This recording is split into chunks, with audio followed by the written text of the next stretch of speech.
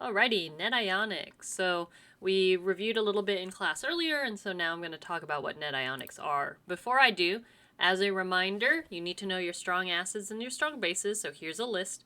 There is a YouTube video posted by my TA on the Discord server. I forgot what channel, but check that. It's a good video. It will help you memorize these. Or make a Quizlet, whatever, as long as you know these, because that's what you need to know for the AP test. Alrighty.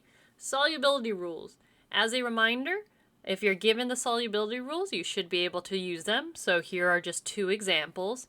Another reminder, if it is soluble, then that means it's going to dissolve in solution. So it's going to dissolve in water specifically, because we usually use water as our solvent.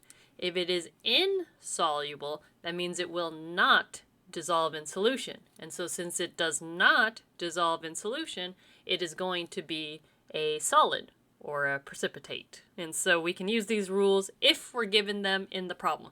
If we're not given them in the problem, there is one thing you have to memorize from College Board. So this is a screenshot of the literal standards that you need to know.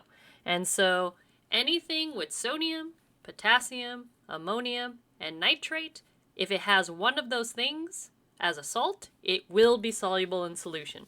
So just a quick reminder, our sodium corresponds to Na, our potassium is K, our ammonium is NH4, and our nitrate is NO3. Now remember, these are ions when they're by themselves, so this is all plus, and then this one's -1. And so it is any salt with any of these. It could be two of them, or it could just be one of them. So one example is NaOH. So since it's NaOH, that will be soluble in solution, so that's going to be AQ.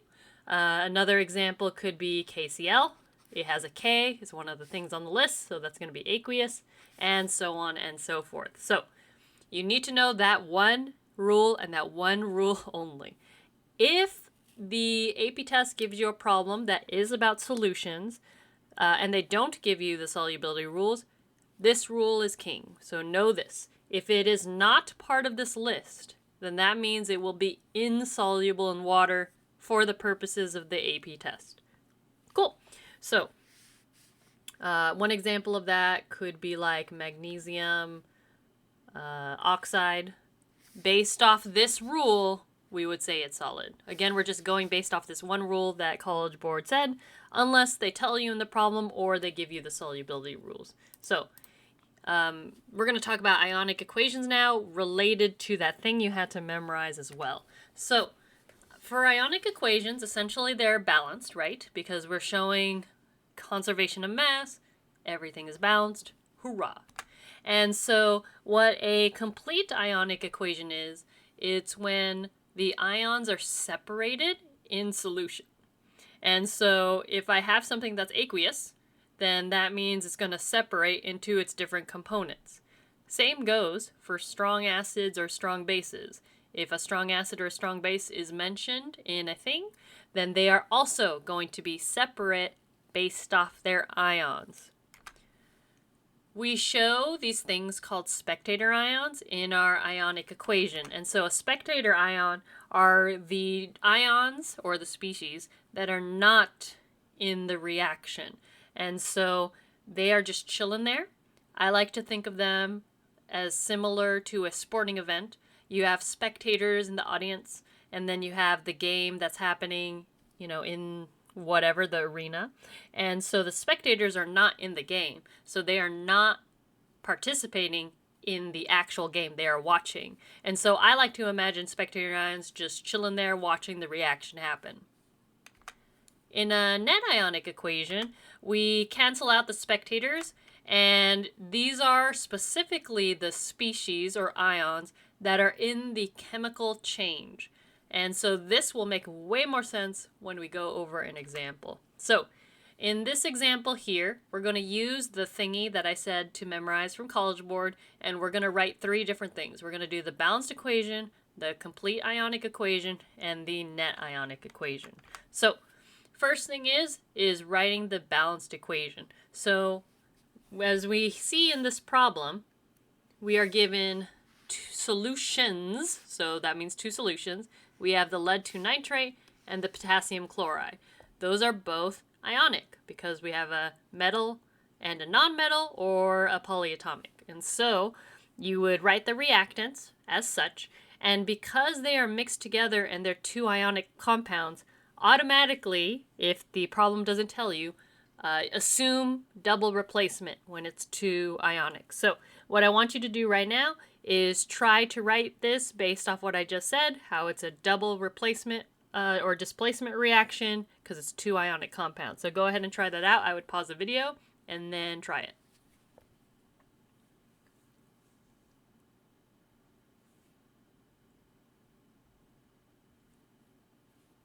Okay, and so we have lead 2, so that's going to be Pb plus 2.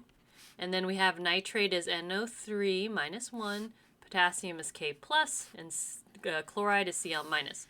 So they're solutions, so they're going to be aqueous. So we got PbNO3, and that's going to be 2. And so that's aqueous because it said it was a solution in the beginning of the problem.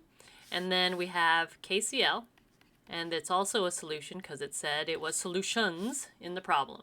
Now, a double replacement. Double replacement means that the cations switch places and then you make sure it's balanced. Or you could say the anions switch places. Positive and negatives attract, so that's why we can do that. And so I'm going to do potassium and nitrate. So it's going to be 1-to-1 because there are literally K and NO3.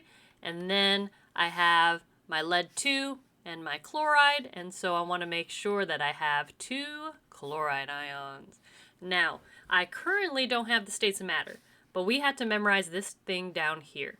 And so I look at this, each formula, and I determine is it soluble or not based off this. As a reminder, if it doesn't have any of these things, we assume it's going to be insoluble and therefore a solid unless the problem tells you. Since this problem doesn't tell us anything, we'll just assume based off this rule. So it says that all sodium, potassium, ammonium, and nitrate are soluble. So I notice here in this formula, I have a potassium, and so I'm therefore going to say this is aqueous. It also has a nitrate, so that technically is both, but it only needs one thing in order to be aqueous according to this rule. Lead 2 chloride. Lead and chlorine are not listed here, and so therefore automatically I'm going to make that a solid. Cool. So if you have 2 solutions mixed together, or you have some solids that are going to dissolve in water to become a solution and then you mix them together, you should be able to write the products based off the fact that 2 ionic things can make a double replacement or displacement reaction. Coolio. Alrighty, I'm going to go ahead and rewrite this real quick. One thing I noticed before I was going to rewrite it is I forgot to balance this. So make sure you balance this. And so I'm not going to show my work on how to balance. You should be able to know how to balance, right? And so I have a 2 here, and I have a 2 here, and I should be balanced. Let's recheck. So no 3, K's and Cl's. Yep. So there should be a coefficient 2 and 2. Alrighty, cool. So now I'll rewrite it, and then I'll start recording again. Alrighty, so here's our equation written again. And so in order to do a complete ionic, I need to separate the ions that are aqueous. They are chilling in solution. And so I'm going to go ahead and write stuff down based off what's here. So I have to be careful of several things. I have to be careful of parentheses and subscripts. So like this, for example, the 2 here. And then I have to make sure that I also am mindful of any coefficients in the front. So be very, very careful about both. So if I have subscripts, parentheses, and coefficients, be very careful on how you write these. So we're going to write down each of these separately because the aqueous part. So lead 2 over on the left side is going to be Pb plus 2 and then aqueous. Cool. And so next we have our nitrate here. And so nitrate, there's 2 of them. There's 2 moles of them right here. So I'll put a 2 in the front. And then it's going to be NO3 minus 1 and then aqueous. Next one, potassium. Potassium, there's only an invisible 1 subscript, and there's a 2 in the front, so that's going to be 2 potassiums, aqueous. And then I have 2 chlorides, aqueous. And then I do my arrow, and then I'm going to do my 2K positive, aqueous, plus 2 NO3s that are aqueous, and then this is a solid. So it is not aqueous, it is not dissolved, so therefore I keep it all together. So, recap. I separated everything that was aqueous into its ion forms. I made sure to keep in mind the coefficient in the front and if there are any subscripts to worry about. Now, to do net ionic, I have to cancel out the spectators. So, as a reminder, the spectators are chilling in solution. They are not doing anything because they stayed the same both on the left and the right side of the equation. So, for example, I notice that I have 2 nitrates on the left. I also have 2 nitrates on the right. I have 2 potassiums on the left. I have 2 potassium ions on the right. So those guys are our spectators. Spectator ions. And so we got those guys.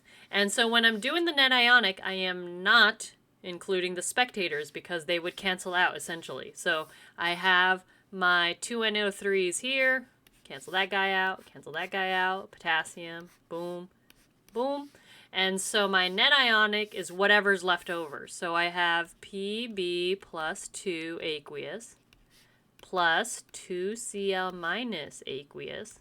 And then we form PbCl2 solid. As a reminder, this is a chemical reaction because a precipitate forms and they came from solutions. So they came from 2 different solutions and then they got mixed together and these specific ions came together to make this solid. And so that's why we know it's a spectator because it combined. So again, spectator ions, they are in the solution, okay? So they're still existing.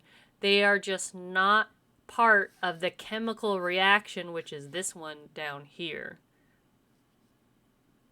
Cool? Cool. Alrighty, so here's our balanced and net ionic RIN better. And so let's say we had to draw this, okay? So if I had to draw what happened in this reaction, I noticed again, PbCl2 is this solid, and this problem is not a stoic problem right now. It could have been. If it was, then you would also have to draw excess reactants, but we're going to assume that everything was perfectly even for this one. So, since I formed a solid of lead 2 chloride, depending on how the question is asked, you can either draw a clump and label it PbCl2, so I could draw like a little clump and then just label it PbCl2. Or if the question is asking for a particle diagram, then I would draw like an ionic solid on the bottom like this, as QB as I can. And then maybe I'd fill it in just so I can make like a little key since they're really close together. And I could say the black one is Pb plus 2 and then the white one is Cl minus. And so then I could just say this is solid, for example. And then I need to think about what's in the solution. So what is actually in this beaker? So again, this is water. And so what kind of ions were chilling in there but not part of the reaction? So as a reminder, we had the potassiums from earlier. So there should be some K pluses in here because they were in the reaction, but they're not part of the actual chemical change because the chemical change was making this solid. So K is chilling.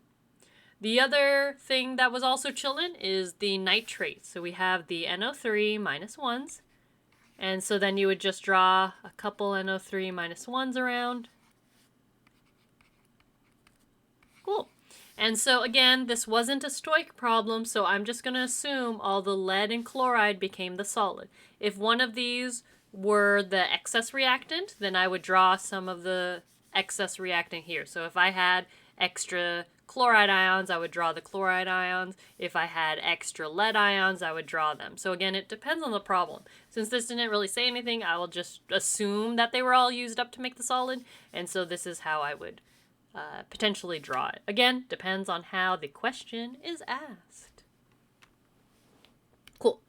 So here are two things, or well, one thing and three things to do. So try to do the balanced equation, complete ionic, net ionic. Try it yourself first before you check your answer. As a reminder, if you have something that is a strong acid or a strong base, they will completely ionize, so they become the ions that they formed. So try this out, pause the video, and then check your answer.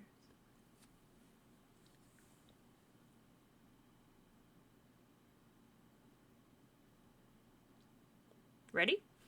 Here we go. All right. So, for the balanced equation, it's aqueous but not a strong acid, which is, I just put a note there so you would know. And so I wrote the balanced equation as is. Cool.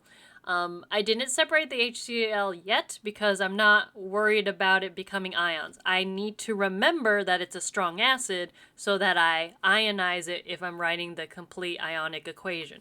So I wrote my complete ionic down here. I ran out of space, so this is part of the products. So just pretend it's over here. And so here's my complete ionic. I separated the HCl. I separated the salt because it said that it's a sodium carbonate in water, a solvent, so therefore it's aqueous. This is aqueous, but it's not a strong acid. As a reminder, acids have an H in the front usually, not always, and we'll talk about that more in a later section. But because this was an acid but not part of the strong acid list, therefore it's going to be a weak acid. And then I have NaCl. This is aqueous. And so it's aqueous because Na is part of the list of things you had to remember from that one rule. If it has it, it's going to be dissolved. Now, I separate my ionic equation. Again, this is a weak acid, so it does not separate into ions. That is the tricky part of this your turn, is you got to be very, very, very careful of the weak acid. So the strong acid ionized, but the weak acid did not. I separated them into ions, and then I'm going to cancel out the things that are on both sides of the equation. So I have sodium on both sides, I have chloride on both sides, and so I'm left with the hydrogen and the carbonate ion. Those are going to be part of our net ionic, and then we form our weak acid. And so that is what's happening here. Cool. So again, trick problem because of the weak acid. Coolio. Now, what if all the products are soluble, right? So go ahead and write down these two things, do the balanced equation, and then check your answer. So pause it, try it out.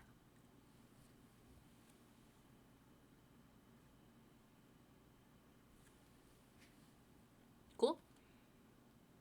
Ready? Bam. So we have our aqueous thing because it says it is, everything is aqueous, so it just told you straight up in this problem. So aqueous, aqueous, aqueous, aqueous. Write the complete ionic. Practice very carefully based off the coefficients, based off the subscripts. Be very careful. I'm going to point out some after you try. So pause it, try it out.